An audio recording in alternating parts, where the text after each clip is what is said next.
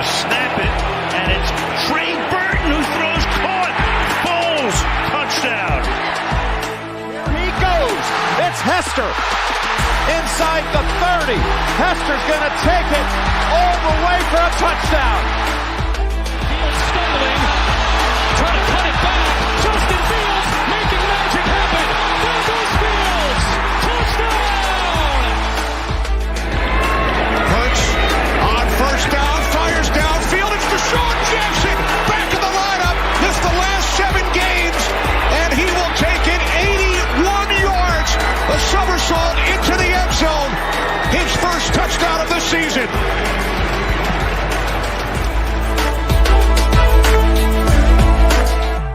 You're listening to the Pigskin Project, the world's #1 football podcast. Now, with more insights on all things football, here are your hosts, Ben Hansen and Ryan Matthews. Ladies and gentlemen, welcome back. But this week it's special. Super Bowl Sunday. And it's weird to talk about football, especially today. And I know that it's Super Bowl week. I know it's a big week, the biggest week in NFL, it's just the league in general. But Ben, I mean, the NBA trade deadline was today. It's been a crazy 24 to 40. Yeah. Maybe the craziest NBA deadline, but it's definitely the craziest it's been for a while, I will say. But yes, I mean, just overall crazy day. The Pro Bowl games were this past week. Yes. Ben, did you watch any of those? Yes, and I hate to admit it, Yeah. but I liked them better I than didn't. the actual games. I'm not saying I liked Seriously? them. I'm not saying I would have watched them, but better than what it's been the last few years. The last few years, it was two-hand touch. This year, I liked it a little bit better. At least people were like playing for, like something, and they're playing for charity, and they had all the different events and stuff. I do think the events were cheesy as heck, like the water balloon toss. But what was that? But I don't know. Right. Yeah. No, I totally understand. But I do want to say I didn't watch a single lick of that stuff other than what was on Instagram. It just didn't seem worth it to me. But first off, I want to say if you're tuning in live, I want to say thank you, especially because I mean, it's a little bit earlier than what we had said. So, but it's going to be a little bit shorter of a show, like seriously, a little bit shorter of a show. Just because, we got a lot going on. I got a lot to plan for. Ben, I'm coming to see you, buddy. Yeah. Oh, it's going to be great. It was the first time I think you're visiting me in Bloomington, which is going to be awesome. But to the point of this episode being a shorter episode, I mean, we'll see. But there's a chance next week's episode is maybe the longest episode we've put out, just me and you. And there's a chance maybe it's the shortest episode we've put out because I don't want to talk much about it. So we'll see. Right. Yeah, no, it's we are primed for what could be the most depressing episode in Pigskin Project history, or the happiest so far, because the Bears still have to win theirs, and there's no telling what's going to happen when we go live for that. But yeah, let's go ahead and get into our next segment. Ryan and Ben bring you weekly news. So there's not really much to cover because we're covering it a little bit later. But McCole Hardman is on IR, which gives Patrick Mahomes one less target. Ben, how do you feel about that as an Eagles fan and just a sports analyst altogether? Well, okay, as a sports analyst, in taking the Eagles fan biasly, because I don't. As a sports analyst, we'll go from that angle. It hurts just a little bit because that's a weapon he doesn't have. But at the end of the day, his number one receiving option is still Travis Kelce, and then number two is probably Juju/MBS. And it looks like all three of those guys are going to be healthy. He was more of like a depth piece, which hurts a little bit. But at the end of the day, I don't think it's that big of a deal. I'll talk a little bit about what I think the game plan should be in the next segment. But yeah, I don't think there's much to it. Yeah, no, for sure. But yeah, that's really all that happened this week. Well, so far. But yeah, we'll get there. Weekly overreactions. So I have 2 of them. Aaron Rodgers is just milking out this whole process again. It's just how he is. And yet not a single person cares at this point. It's just one of those things where everybody's just like, all right, buddy, you stole our attention for months last year. We're not going to let you do it again, at least for the most part.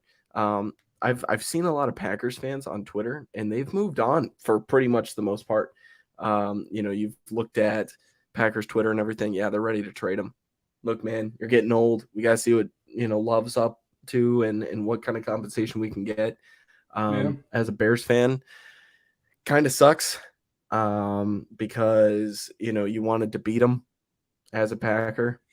But in the other direction, good riddance. Anyways, yeah, no, not torn up at all. I am not even the least bit sad at all. I got to see him play his last game at Soldier. It's going to be great. He's not going to be a Packer next year. We can finally say that. He will not be a Green Bay Packer next year. He might retire a Green Bay Packer, but he will not play another down for Green Bay as far as next season goes. Very excited about that. Very excited about a lot of things, actually. We've got a lot planned. So if you haven't already, leave a comment, review, a like, or a rating down below because it helps us way more than you know. But we've got a lot more planned, so keep it coming. And to the point that you just made, though, like kind of mysterious. And for those who don't know what Ryan's referring to, Aaron Rodgers, it was 2 days ago, maybe it was yesterday or whatnot, but he came out and he's like, I'm doing a 4-day darkness retreat to, make my final decision on what I'm gonna do, and it's stupid. But I think it was yesterday, almost mysteriously, his odds for him to go to the Raiders spiked super duper high, which him going to the Raiders was a conversation me and you have had months ago. This is nothing that came as a surprise to us, but I'm kind of wondering what happened out of the blue that caused that spike. Oh, we did miss a weekly news thing. Well, I'll talk to it. He did say that he said that he wanted to become a Raider, and he's told his agent that he wanted to become a Raider more than anything, especially not going to the Jets, which I think is more so about personal reasons than it is any kind of success. I would wish him all the best in Vegas. I think he ultimately wants to go and play with Devontae again. They've got a great supporting cast. It's just you get Aaron, you more than likely get rid of Josh Jacobs in my eyes, just because of cap flexibility and everything. You got to make sure that the defense is still up to par, and then see who you bring in as well as a draft prospect. Because do you bring in a quarterback if you're the Raiders at that point? If you traded for Aaron Rodgers, or do you think you're good for the next couple of years? Because he's contemplating retirement right now. Who knows what it'll be in a year from now?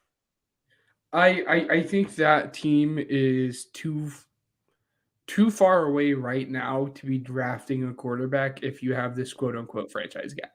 If you're trading for Aaron Rodgers, you best be using that pick to put yourself in a situation to win that year and then the year after. And then you can figure everything else out after. But, I think if you're trading for Aaron Rodgers because you're going to try to win now, and it would be a complete waste of a pick to draft a quarterback when you have Aaron Rodgers in the room, but it's something we've already seen before. So yeah, nothing we're unfamiliar with.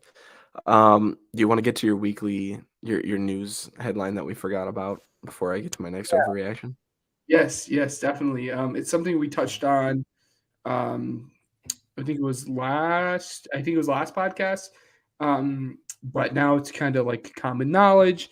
And it's nothing for sure yet. But the grounds have been laid out for a Derek Carr to Saints trade.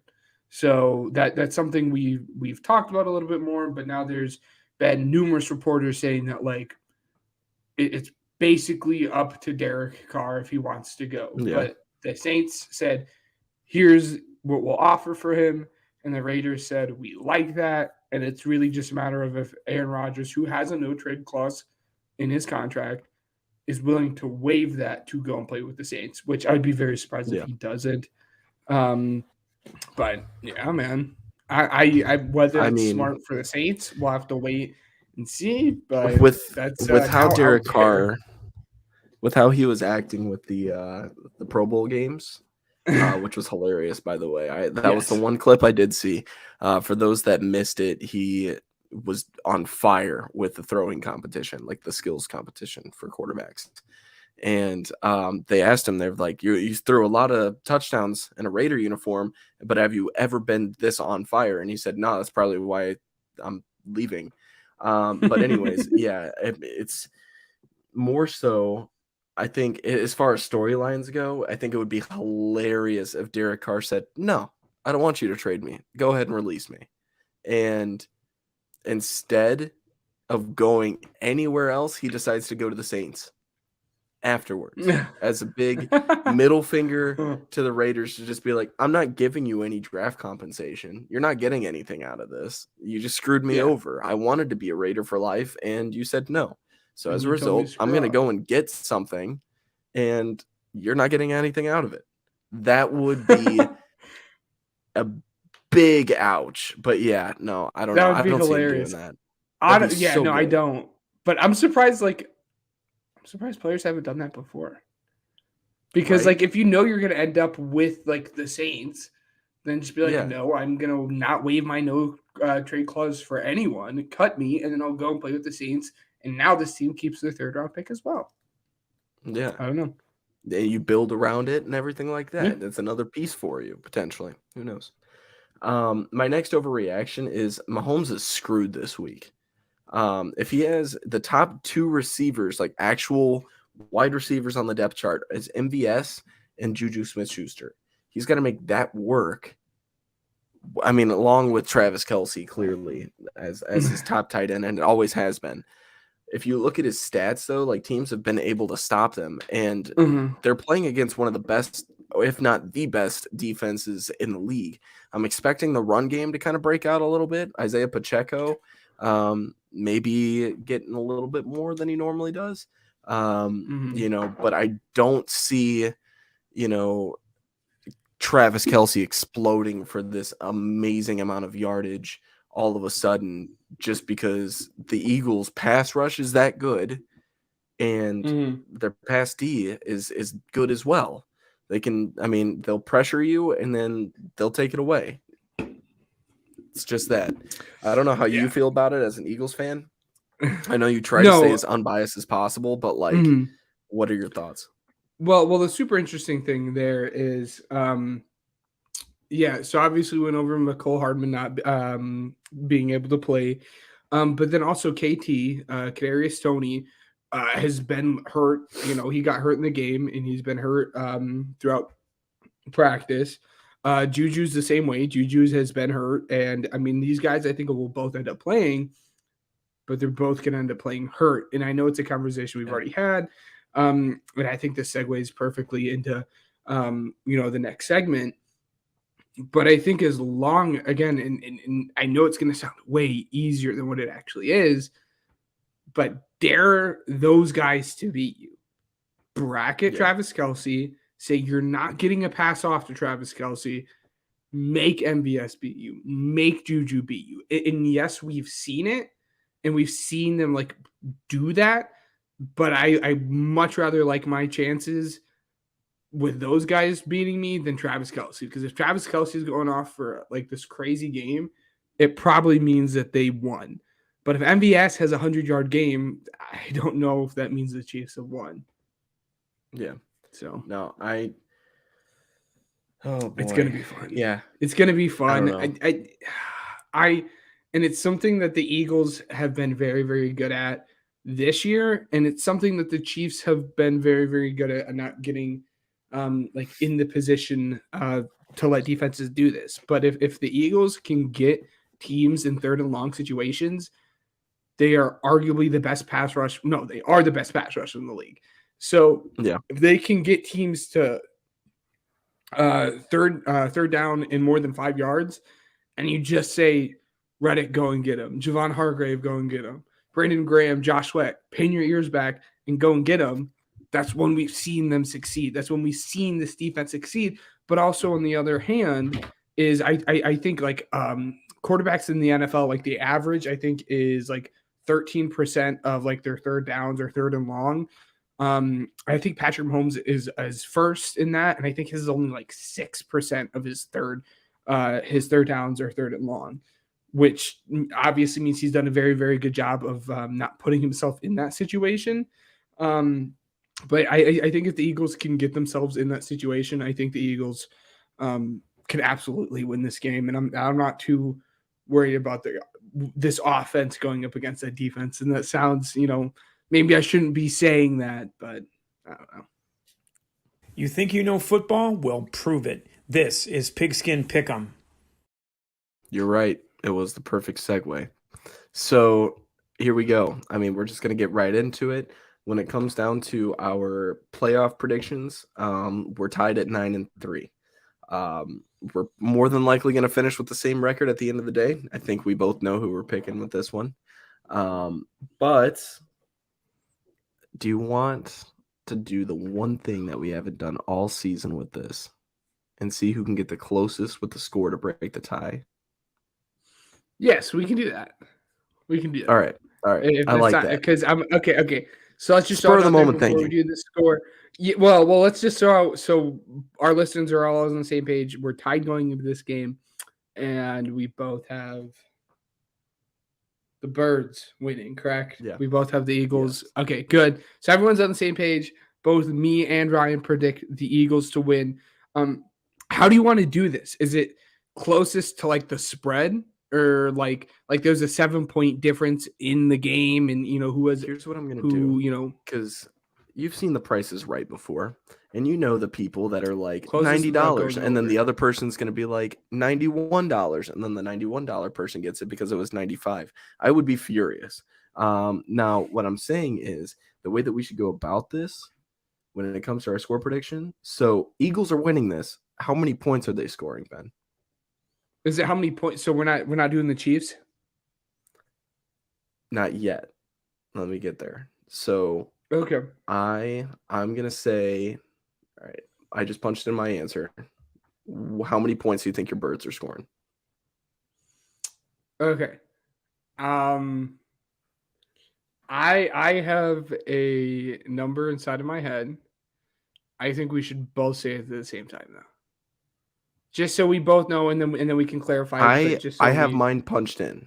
I just punched in mine. For sure. Mine's punched in. We're gonna be. I think we're gonna be on the same wavelength here too. 34 points. All right. I have 31. Okay. So we'll see.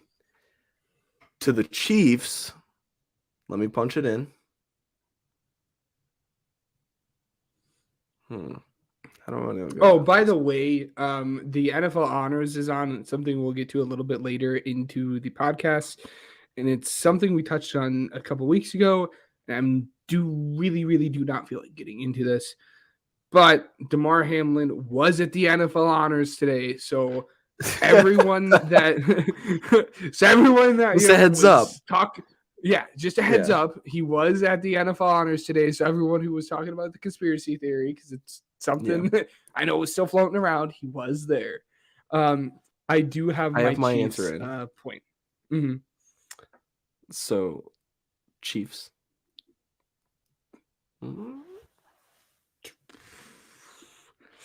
It's hard. It's really hard. I want to go. So how is it? Whoever's like closest. Like, how are we going to determine this? Because this is important to what I end up picking here. We'll see how we do it. We'll talk about it, and then we'll discuss it on the podcast next week. It's going to be really hard to figure it out I think it's until something we get need the to result. decide. What?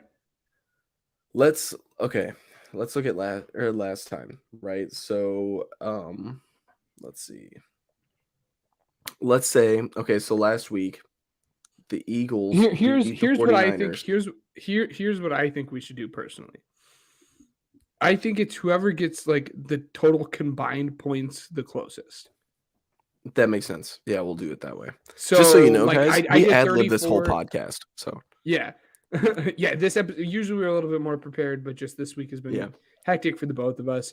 So like I said 34, and I'm gonna go with 27 for the Chiefs. So that's 34 plus 27, which would be so you've got 61. 41, 61. So whoever's closest. So like if it ends up being 60, if it ends up being like 59, I'm 2 points away versus so yeah. So for those who don't know, I also had 27. Okay. I had 27. My football number, whatever. So yeah, yours. Let's see.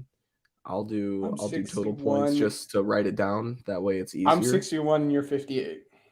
Yeah. That's wild. Wild, man. It's that's a very high scoring Super Bowl.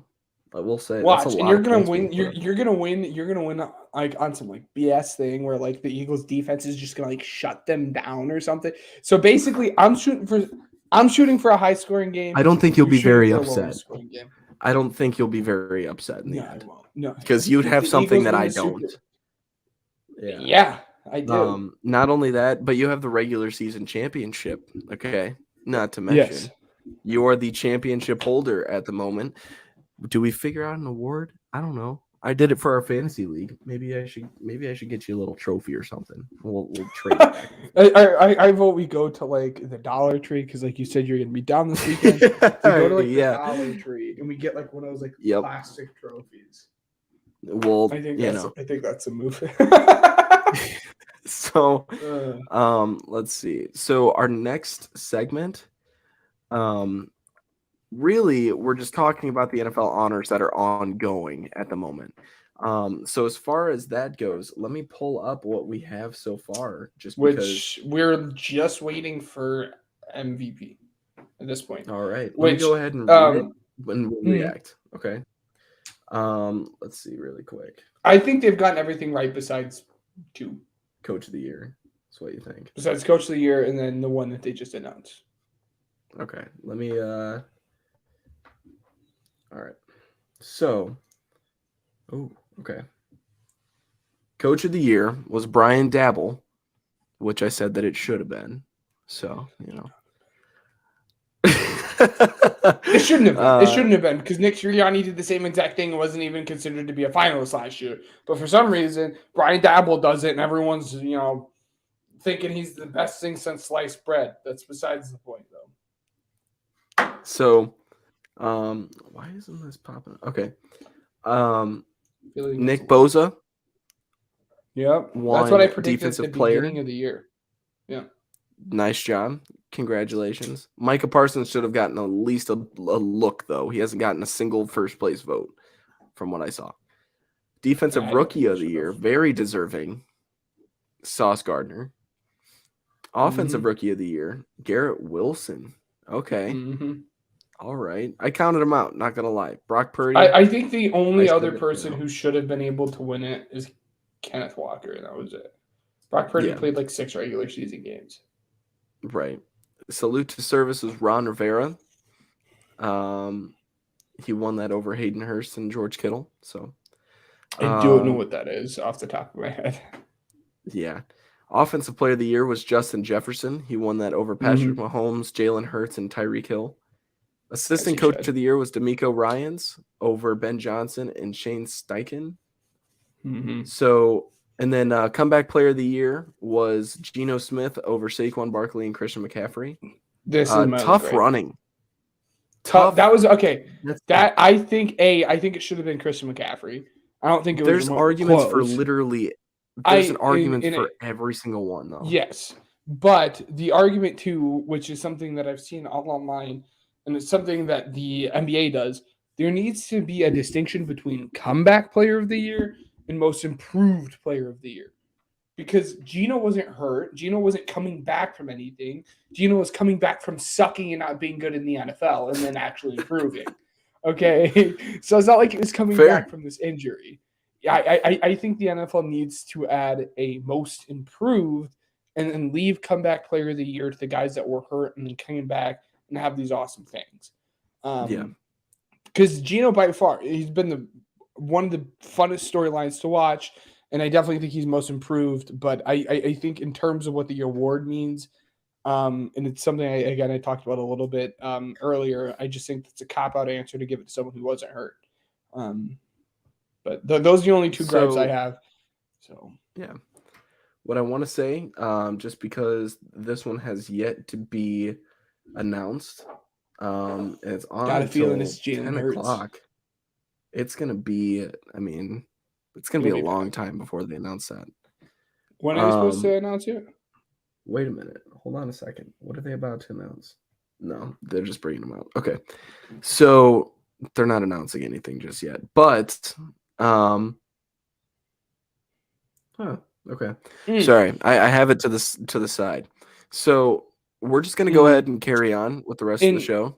Well, real quick, by the way, just want to point this out: the Eagles absolutely smoked the coach of the year 3 times. Okay, they beat them 7-38, 22-6, and 48-22. Smoked the coach of the year. Lane Johnson held the DPOY, Nick Bosa, to like 2 tackles, no sacks, and I think 1 tackle for loss. And we held the OPOY, Justin Jefferson, to like 33 yards and like 4 catches. I'm just saying. And it's a conversation I think we need to have next week after the Eagles win. You're like, yes, I don't care. I don't care. Yeah, after the Eagles win, about having a conversation where this Eagles team falls in terms of all-time teams in the NFL. Yeah, we'll see. Your college corner. Your college corner's up next. Pro football isn't the only game in town. Let's take a stroll to Ben's College Corner. All right, so Ben, running backs this week. Like I said before, or like we said before, we're just going position by position. Ben, I'm primarily just going to be listening just because I don't know a lot about the running backs at all, except I know my favorite running back. Your guy, he's on this list. Tank Bigsby. Oh, and not who I thought. He's not on this list. And it's just because of his name. That's literally it. I just love his name. Tank Bigsby. That sounds like a guy that's going to run you over. That's it. Anyways, if I get hit by a guy named Tank, I'm sorry. I'm just if I know that I'm going up against a guy that runs and his name is Tank, toss in the flag. That's all I got to say. Ben, okay, you didn't even do it on purpose, but that you filibustered for me, which was awesome because there was a text message I just need to send off that I need to talk to you after the show. No worries. But he's not on the list. We'll get to a guy once I say his name. I think you'll realize who I was talking about in terms of guys. But like you said, running backs this week. I think this is 8. 1, 2, 3. 4, 5, 6, 7, 8, 9. I have 9 running backs for you guys, and then a later round player for you to watch. That later round player for you to watch is someone who I have been very high on throughout the season, and he's actually we'll do the prospect breakdown this week on. Number 1 running back in this class is Bijan Robinson. I mean, that should come as no surprise to anyone. Look, I know Bijan Robinson. I know that they're good. I just want to say, like, Bijan Robinson, your Michigan guy. What's his name again? Blake Corum. He's coming back though. He's coming back. Yeah, Blake Corum's coming back. I don't know why. I think it's NIL stuff. He's getting the Brinks truck backed up into his apartment. I think he got a nice little NIL deal. I think it's dumb. I mean, it's a fun conversation to have now that you're on it. I think it's dumb. I think NFL running backs shelf lives are very, very, very small. You need to come out when you have a season the way he did. He was probably the third best running back in this class. Who knows? Maybe he's going to be the best running back in next year's class. I haven't looked too deep into that. So don't like clip this or something because I have no idea. But their shelf lives are very, very short. So when you're at your peak, you need to come out. And Michigan, as we've seen, will run their backs into the ground. I have no clue why he didn't come out. I think he is risking a lot of NFL money staying just for a few million. But who knows? Who knows? But yes, running backs. This is your category. Step back. And yes. And if you have any questions, feel free to ask, man. Yes. So Bijan Robinson, as I've been on, like, I think he's a top 5, top 10 player in this draft class talent wise. I don't think where he ends up getting drafted is going to show that, because I think he'll probably be at like the very most like a top 15, 16 pick. But again, I do think he's a top 5 pick. I think he's an amazing pure runner and pass catcher. Like, he's absolutely everything you want out of like a back. Like, if I had to bet everything on him being a top 5 running back in like the league in 2 years, I would do it. Maybe I am just really, really, really going to regret saying this. I cannot see a world where he busts, because pause. But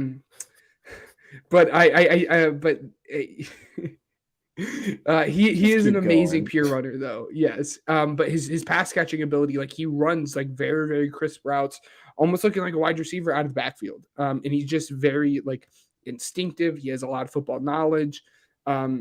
His ability to, get out and make great cuts is awesome. The only issue I have with him, and this is a very, very, very, very small issue, it's the point where, like, when you get to these top 5 guys, you have to find issues with them. And it's super, super duper nitpicky. But there have been times this season where he plays the hero ball and he tries to be too patient, and he like bounces stuff outside where he shouldn't, and kind of just like waits for something and then goes. And by the time like he gets to the NFL, defensive linemen will be in the backfield and he won't be able to do that. But that doesn't happen much. And I think when he's running behind an NFL offensive line, he's going to be decisive, and he's going to hit the hole and go. I would be very, very surprised if he's not very, very good in the NFL. And then running back 2, which is 1, 2, and 3, I think everyone are going to agree upon. Number 2 is Jahmyr Gibbs out of Alabama. And this is kind of just a themeless class in general. Here we see another good pass catcher, which I think that's probably just because that's the way the league is trending, and the league wants these dudes who can come in and have this third down package, who can pass block and pass catch. And he's, I think he's like 6'1", so he's a bit bigger, just a tiny bit bigger than Bijan, and he runs a little bit more powerful than Bijan. But I think in majority of other classes, he would probably then be the number 1 back. He just so happens to suffer from Bijan being in his class. But like I said, he runs very hard and he's super explosive, can be a good pass blocker. There's not really any concerns with him besides the fact Bijan's just a little bit better than he is.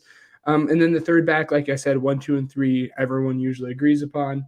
Zach Charbonnet, who was once a formerly Michigan kid. And I said 6'1" for Jahmyr Gibbs. That's wrong. Jahmyr Gibbs is 5'11". Zach Charbonnet is 6'1". Zach Charbonnet is a great combination of power and speed. But his long speed is questionable. You can see him break something out, and in the NFL, I don't think we will see him like take a 70-yard run to the house. We might see it, but while he is super kind of bursty and twitchy. I don't know if he's going to be able to bust off those super long runs here in the NFL. And then it's kind of the same thing I said there with Bijan. He has happy feet, but it's much, much more worse than what Bijan is. He'll sit there and he'll kind of just paddle his feet back and forth and won't really make a decision. When you see a hole, I need you to see it, cut, and hit it and go. And he struggles with that sometimes. And then it's also a pad level thing. And I think it's because he's 6'1", so it's kind of tough for him to play underneath his pads. But he needs to run a little bit lower as well. And then from here on out, I think 4 down is when everything becomes opinion based. And this 4, 5, and 6 guys all I think are interchangeable. It was really hard for me to pick who I want at 4, 5, and 6. If I saw these guys in any order, I wouldn't be surprised and I wouldn't argue with it. But at 4, I have Devin Akins, I think is how you pronounce his name, but he's the Texas A&M running back. He's 5'9", and he has a big playability. The concern, again, with Zach Charbonnet is he's not going to be able to bust off those long runs. Devin's the complete opposite. He's super duper elusive, and he's going to be able to, give you the big play when you need it and make that 70-yard run. But he does have size concerns. I think he's 5'9", and he has a thinner frame. And obviously with that, you see 5'9" with a thin frame and you think, how powerful is he? Yeah, it's a bit of a struggle. I do think that comes from his size. And then his pass protection is obviously questionable because he's that small. But I think he could still be a third down back just because he's a good pass catcher. And then a dude we saw rise up the boards here at Senior Bowl week, which we'll get into a little bit later on, but it's Tyjae Spears, the kid out of Tulane. And basically everything I just described with Devin is everything you're going to get out of Tyjae Spears. I don't think he's as fast as Devin, but I think his contact balance and vision is a bit better than Devin's. But again, he's a smaller dude, and consistency is an issue with him. I'd like to see him be a little bit more consistent with his running style because it's something he's lacked. But that might just be because he's not playing behind the best offensive line. But then you said you had your guy, which this is who I thought you were talking about, Kenny McIntosh out of Georgia. I do like him a lot, actually. Yeah. Yeah.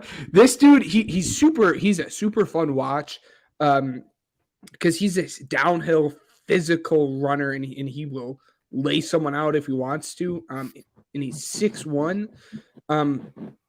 But then he has shown that he can also be a very, very good pass catcher, which you don't usually see out of these bigger backs. And I don't think he runs super slow, but I don't think he's going to have a breakaway speed.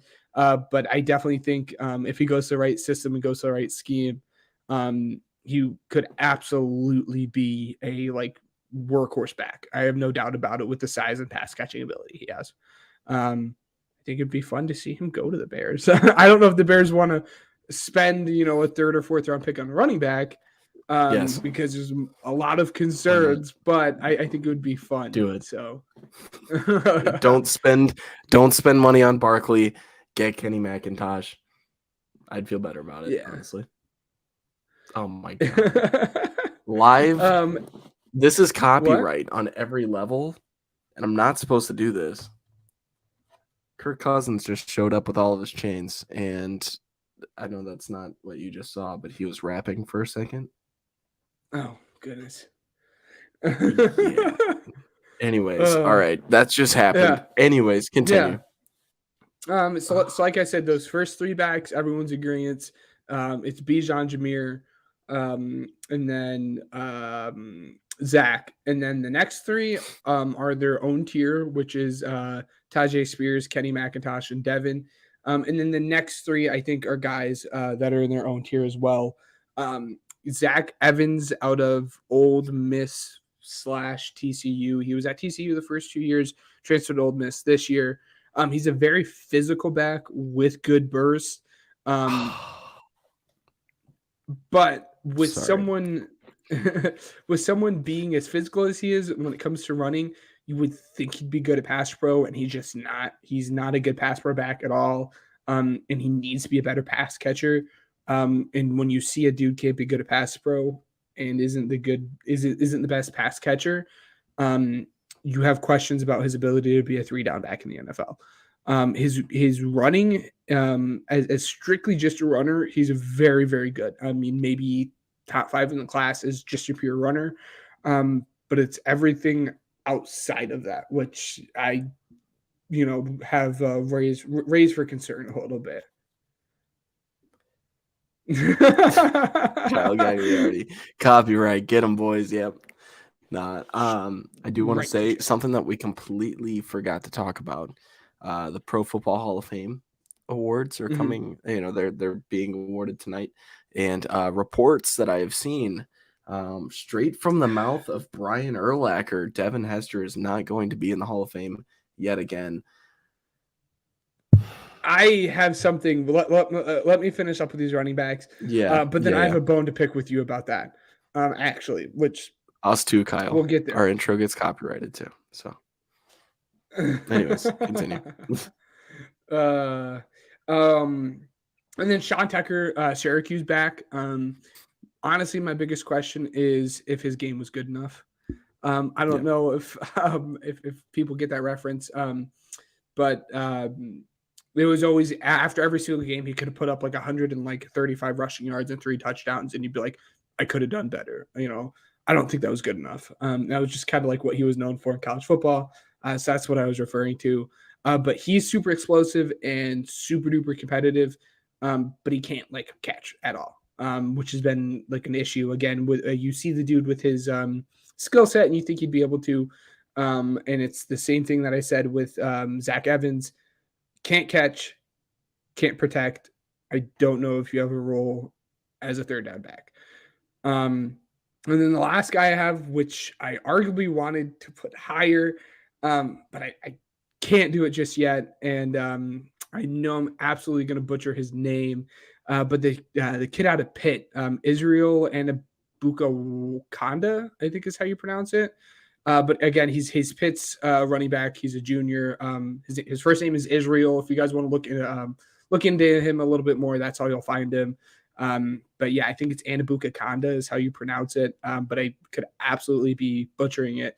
But he has great size and he has great speed, and I think he's the youngest running back out of this class as well. I think he's actually 20. And that being said, he also has super low mileage, which I think gets overblown sometimes.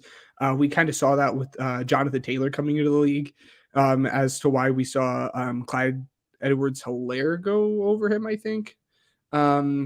It's because, guys have these high mileage and, you don't know how they're going to hold up in the NFL. So I do think mileage is something that gets overblown.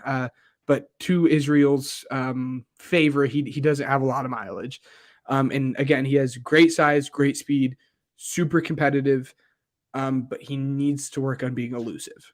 You can see that it's there, but I need to see it. And he just hasn't been able to show it yet. But I think if he gets the NFL and with this combination of side speed, power, competitiveness, I think he could absolutely be there. And then, like I said, with the last 2 guys, and it's the reason these guys are all on the same tier for me, is his ability to pass catch and pass block. I need to see it. I don't know what it is about this class.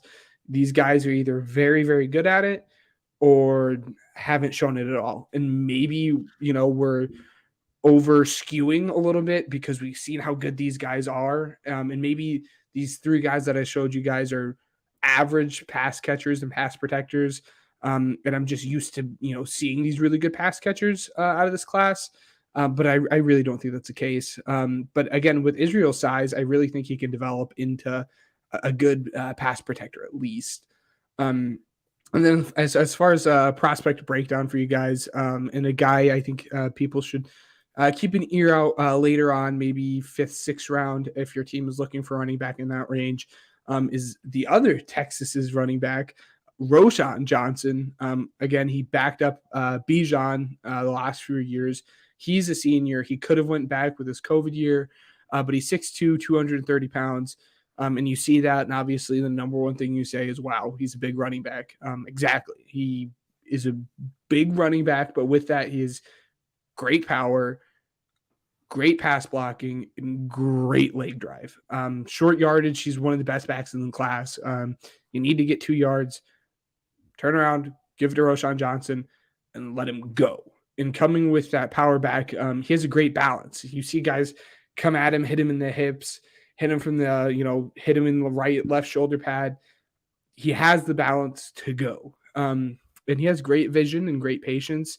And just like Bijan has, he has really good instincts. But my number one thing that I saw with this guy coming out that just absolutely irked the heck out of me is a dude as powerful as he is needs to drop his pad level. I know it's something I talked about with Zach Charbonnet, and we've seen how powerful Roschon Johnson can be. But there are times he's running straight up and people can just hit him and he's done. And with this awesome balance and size he has, if you drop your pads a little bit better, you're going to be able to run through people and pick up way, way, way more yards. And then he's not super laterally quick. He can make a good cut in the open field. I'm not too worried about that. I'm not worried about his ability to, see a hole, hit a hole, and go. It's more about, if someone's running full on at him. I'm at the point with him. I, would much rather have him just lower his shoulder and go through him than try to juke him out, because he just doesn't have that ability. And he's shown that he doesn't have that ability, where most guys are like, oh, maybe you can develop it. I just don't think he can. And then his other issue is he's a below average pass catcher, but he is better than guys like Israel, Sean Tucker, and Zach Evans. I think this dude should be ranked way higher. I have absolutely no clue why people are not talking about Roschon Johnson. I think it's strictly because of the fact that he plays behind Bijan Robinson. But I think if he was a starter, he'd probably be a top 10 back in college football, and probably would be a top 5 back in the draft. But we just haven't been able to see the guy. Next week, I could either do tight ends next week, or tight ends are linemen. We'll see. Yeah. I don't know. Yeah, we'll see. If you're still listening, I don't know. Leave a review or comment with what you want on the episode. We'll take a look. By the way, the Hall of Fame class, perfect timing. As I was wrapping up with this, I have one more segment left for the risers. But like you said, after the running backs, I think we should get into it. And I just finished up the running backs. Yeah. So the NFL Hall of Fame 2023 class is Joe Thomas, Darrelle Revis, DeMarcus Ware, Ken Riley, Joe Colecco, Chuck Howley, Rondé Barber, and Zach Thomas. I want to say my favorite Browns player of all time is now taking his spot at Canton. So yes, props to Joe Thomas. Congratulations to him and the rest of the nominees, or not nominees, but inductees is the word that I'm looking for. Yeah. It's time for America's favorite game, Weddle. I apologize. Just real quick. I didn't mean to cut you off. Yeah. So yeah, the great voice of Vince Gray. Yeah. The two issues I have, or the issue I have with Bears fans, and specifically you as a Bears fan, is saying you think Devin Hester deserves it. Well, I do think Devin Hester deserves it. I think you contradict yourself a little bit when you say Devin Hester deserves it because he's the best return man of all time. But like 20 episodes ago, you said Justin Tucker doesn't deserve it, but Justin Tucker is the best kicker of all time. And I'm going to say it, and this might be a hot take, but I really don't think it is. I'd much rather have an elite kicker and an average return man than an elite kick returner and an average kicker. That's fair. I don't know. No, I mean, with Chicago dealing with average kickers all the time, and they've had a pretty great kick returner, I'm with you. No, I get that for sure. So, I do want to make a quick two quick mentions. Yes. First off, throwing it back to Kyle Gagliardi's comments, I want to say if you are a wrestling fan, listen to the On the Mark Wrestling podcast. They just finished their episode about almost 2 hours ago. So go ahead and listen to that if you're big on that. But Coach Tyler Milby, the newest head coach of Bishop Knoll, very big congratulations from us. Yes, well from, deserved. The Pigskin Project. Congratulations. He does say Bears Super Bowl champs. Yeah, absolutely. Just like the but both deserve it, and But- yes, I do think both deserve it. By the way, I'm just playing devil's advocate. odds are they both get in. So I'm Yes. just saying. But Devin Yes. Hester needs to get in first. Okay, Yes. I'm just saying. The MVP candidates are on the clock, but while we do Yes. that, I will. we have to go ahead. I've got that on my second screen here, Yes. so I can definitely keep that on lock. I'll be surprised if it's not either Patrick. Oh, I Mahomes just or saw Jalen Hurts. it. Oh, it's Patrick Mahomes. Is it? Yeah. I mean, probably, yeah. No, it is. I don't know. Real quick too, while I still have you guys here, one thing I wanted to touch on was the Senior Bowl practice got wrapped up. The games are over. I just wanted to list off guys that I thought were risers. I wanted to do followers, but it's a Pigskin Project. We like to stay positive. We're not putting that bad juju out here. We are only going to talk about risers. And I'm just going to tell you guys the position in the school that they went to. Obviously, these guys are all seniors because they played in the Senior Bowl. I think the biggest riser of the week, without a doubt, was Jaden Reed, the wide receiver out of Michigan State. I think he was probably late day 3, and he might have jumped himself up to end of day 2. So good for him. And then Carl Brooks, D lineman, we'll go with the D lineman tag, out of Bowling Green. I know Coach Tyler's in here. This tight end class this year is going to be awesome. But the dude who really stood out at the Senior Bowl in terms of tight end is Payne Durham. He just showed to be that guy. He's kind of just a very physical guy. He's super fun to watch.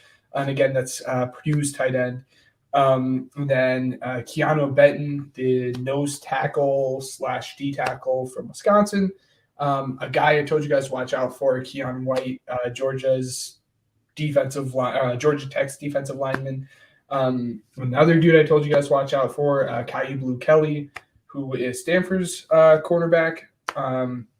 Julius Brent, Brett, I think is what it is, who is Kansas State's cornerback. And then a few O linemen really showed out. Osiris Torrance, we kind of all thought he was the best guard in the class, and he showed that he's the best guard in this class. John Michael Smith, like I said, we all kind of thought he was the best center in this class, and he showed that he was the best center in this class. And then the last dude, he played very well, but his measurements are the big reason I have him on here, is DeJuan Jones, offensive tackle out of Ohio State. And there's a very real chance now that we see both the left and right tackle from Ohio State go in the first round. And for those who don't know why I'm saying that, DeJuan Jones just measured in with the longest wingspan in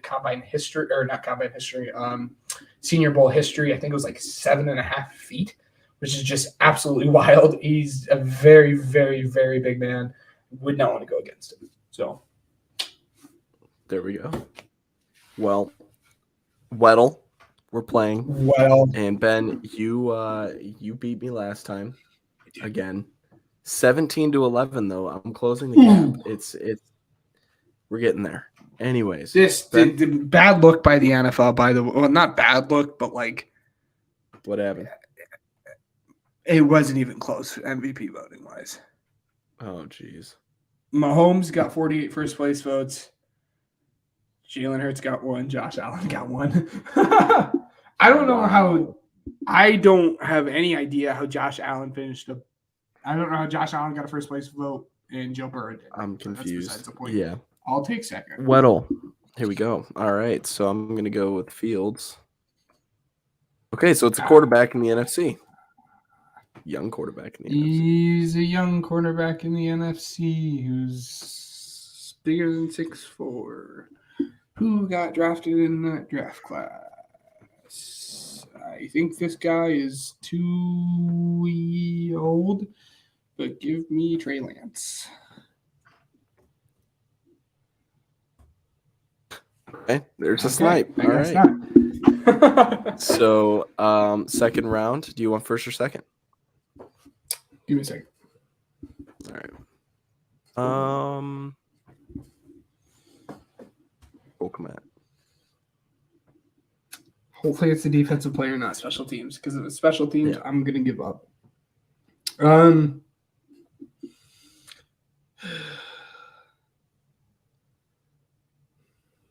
thinking it has to be a DB or say it has to be a DB. I think at that height, maybe it could be a linebacker, but there's not much to work off of here, Ryan. Nope. Give me Eli. No, don't give me Eli Apple. Give me James Bradbury. Oh, it is special teams. Oh, NFC South and NFC West. I think he's older than that, so I don't know. We'll go with it. Dang it! All right. So it's an NFC West kicker. Oh, I knew Robbie Gould was too old. It's the Seahawks kicker. Oh, fudge nugget. Myers. I don't know his first name, but type in Myers.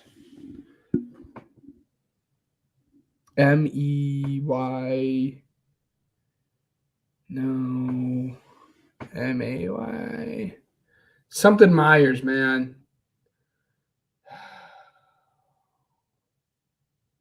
I don't know where I'm getting Myers from. Maybe it's not Myers. It's the Seahawks kicker. Oh, I have him on my fantasy. I'm just gonna Google his name. Okay, that's it. That's all I'm gonna do. Okay.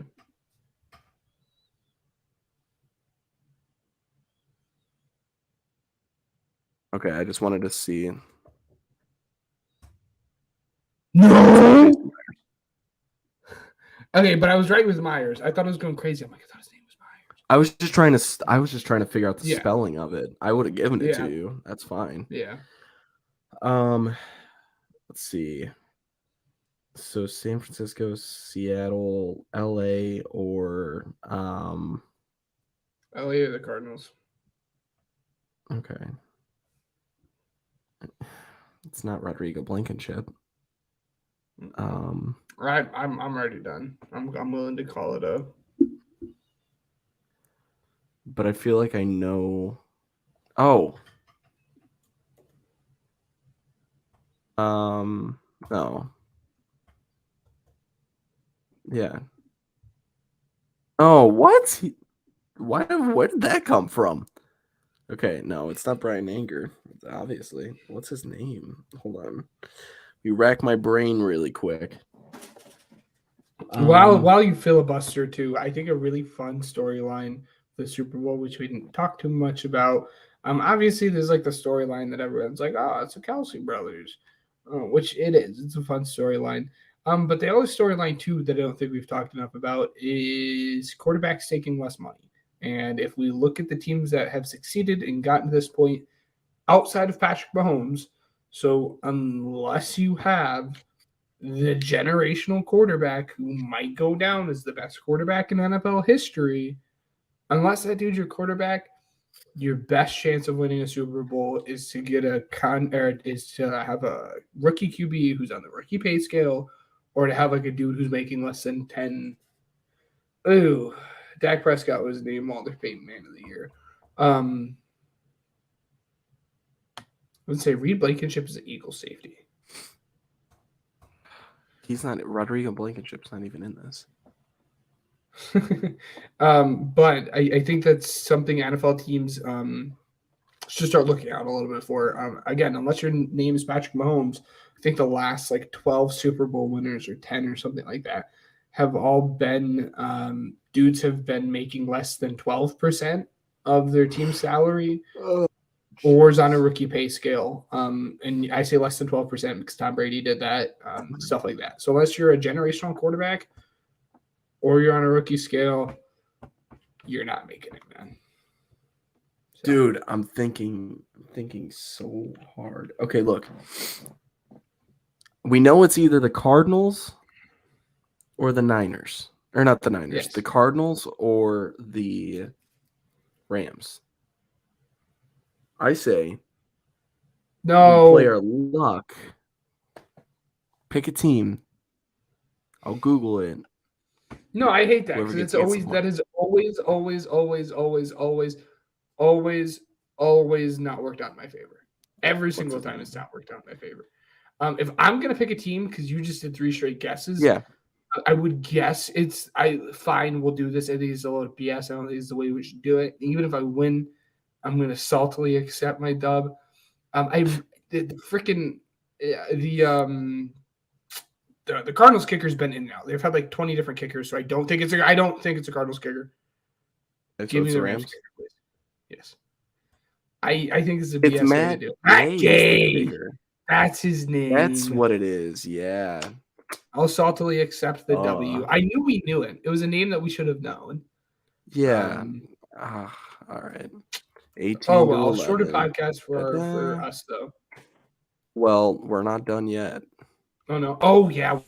What's the name of the segment? Oh, you're not talking about Ryan and Ben? Oh, okay. Well, hold on. I've got it. It's time for Gridiron Goofs. Okay, real quick. I don't mean to cut you off here, but a storyline that I just looked over on my phone and it gave me quite the smile. Do you want to guess who came in 5th place for MVP voting? I don't know if you saw this. Joe Burrow? No. I see. It's making me tear up, actually. In terms of 5th place in MVP voting, I'm going to tell you the name, and I'm willing to bet you've never heard of him before. Who? Denny Kennington. No. He was the athletic trainer for the Bills and was the dude who performed CPR on Lamar when he was down. So it's awesome. It's a super cool story. I love it. It's very sweet. It's awesome. It's super cool. The fact that he didn't get more tells you a lot. I'm just kidding. No, that's great. Anyways, yeah. So our Gridiron Goofs for this week is best Super Bowl halftime shows. Good stuff. Just overall, not the ones that we've seen because we haven't really been able to remember 10 of them. But yeah. So I say we go for it. Ben, I think you had the last pick. Hold on. Sure. I mean, we didn't do it last week. The last one was a nostalgia draft. I don't know. You can have it. It don't bother me. All right. You have to go with Prince then. Yep. Yeah. Yep. All right. I'm gonna go more my route than the route you're looking at. The clear number 2 probably would have been Michael Jackson, and I think it was like 98 or something like that. Yeah. I'm not gonna go with that. And I'm a little bit biased because it's a music I listen to. But last year's Super Bowl show with Dre and Snoop and Kendrick and M and Biggie and all that was super duper awesome. It's the music I listen to, but I just think it was like super theatrical and super duper awesome. So, I mean, then I'm going with MJ just because I loved Michael Jackson as a kid and just a legendary Super Bowl halftime show. And I want to make this clear. I have seen these on YouTube before. I do a lot of research on it every single year just to kind of relive the best ones. And this is when it's going to start getting a little fishy, I think, after the next round, because I doubt that you're going to pick the one that I'm going to pick just because it holds more sentimental value than, Well, you say fishy. Give me Left Shark, man. Oh, no. Katy Perry. Oh, that was awesome. I don't care if you like Katy Perry or you don't like Katy Perry. If you were telling yourself that's not a top 10 Super Bowl halftime show, you're absolutely lying to yourself. Her music, I could go without. But like the theatrics and as a performer, awesome. It's the same thing I say about Panic. Not to poop on Panic. Panic is good music, but you go to a Panic concert because he's an awesome performer. Katy Perry, awesome performer. Fair. My next pick, I wasn't alive yet. But it was the same year that I was born. And it was the U2 concert the halftime show because they had the list of the names of the people that died in the World Trade Center. I want to say, following 9/11. That was U2. So that's huge for me because my birthday's on 9/11. For those of you that didn't know, but I think that that's really cool, and it's probably one of the coolest things that I've seen in the history of concerts as a whole. Definitely. So, anyways, your next pick. Yes. Give me. Oh, this isn't a controversial pick. People are not gonna like that I picked this one. Oh, people are not gonna like that I picked this one. As Mike Tomlin famously said, "We do not care. Give me The Weeknd." Oh man, I really like that one. Oh really? I loved it. A lot of people hate it. A lot of people did not like it. Yeah, no, I really did like it. I think that one was really good. I think he did a really good job, but I might just be biased because I liked his music and I thought it was probably one of the most anticipated ones that I've seen. Yes. Let's see. There's a clear number 4 for me, and I'm really hoping you don't take it, but I don't think you will.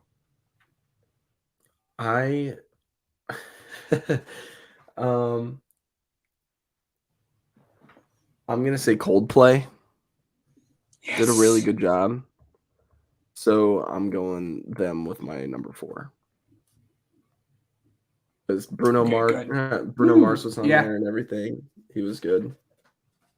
My last pick is pretty sure Bruno Mars had his own halftime show though. He did, yeah. Yeah. That one was really you said good. Bruno Mars there for a second. I was like, give me Bruno Mars. Yeah, I really like that one. And I was so mad when I said that because I was like, dang it, that was going to be my next one. I know, dude. Brought out Red Hot Chili Peppers. That one was really good. Let's see.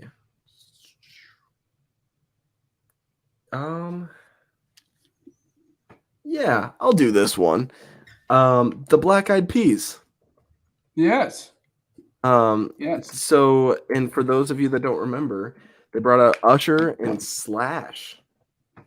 And then they also brought out the Dallas Fort Worth area high school drill teams and dancers, and then the Prairie View A&M University Marching Storm. But I didn't remember either of the bands being really listed. The track list for that was pretty interesting. I Got a Feeling, Boom Boom Pow, Sweet Child of Mine with Slash and Fergie. Pump It, Let's Get It Started, OMG, Where's the Love, and Then the Time. So yeah, so very, very good. I like that. That's gonna be my last one. But there is let's see, I think there's one more that you could choose that I'd be kind of upset about. But that was your 5th pick, wasn't it? Yeah, I'm done.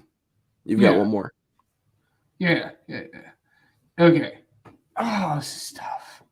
There's a few different ones. I could go here. I could go with Beyonce, which I could go like 2013, 2014, 2015 with Beyonce, Bruno, and Katie. I could do that. The other one, I'm sorry, and I know. Go ahead and strip my man card away from me if you want to. I don't care. I did not like the J-Lo and Shakira one. I think the music was awful, and I think it was awful that they decided to put that out on like live television where like thousands of kids are watching. No, I don't think that's the issue. I just think that I mean it wasn't the best. It wasn't the best option. You were a little late on that, to be honest. As far as not you, I'm saying like the league was a little late on Shakira and J-Lo being the halftime show. So, and then I could go with like stuff. I could go with like throwbacks, like more like I could go. I wouldn't say throwbacks. It's I'm gonna say I could go with Aerosmith. I could go with Madonna. I could go with Lady Gaga. We're not going to do that. We're going to do Bruce Springsteen in 2009. That's the one that I was like, huh. Let's see if he picks this one. Yes. Let's see. Yeah, so that's it. But what I will do for those that are still listening, just to kind of review, my Super Bowl halftime team is Prince, MJ, U2, Coldplay, and the Black Eyed Peas. And then Ben's is Eminem / Dre / Snoop, etc. Katy Perry, The Weeknd, Bruno Mars, and Bruce Springsteen. Let us know who won, in your opinion, in the comments and everything, as you leave us a review down below, because it helps a lot. We're trying to pump out some content and everything like that. We're trying to get some guests on that we're very excited about and everything. So if you would just try and help us out, that'd be huge. Even if you don't do that much, we would really appreciate it. We really do think that this is the #1 American football podcast in the world. So if you really believe that, help us out. Anyways, so we want to give thank you to Anchor.fm, Overtime Sports Network, Regional Radio Sports Network, and Uppercuts Grooming. We want to say have a fun weekend and have a safe weekend more than ever. If you're listening from the Philly area, stay off the light poles. Anyways, without further ado, that's going to do it for this week's episode. And hopefully Ben isn't sad next time we see you. Follow our Twitter, as well as our everything else. That's it. We'll see you guys next week, and that'll do for this week's episode of the Pigskin Project.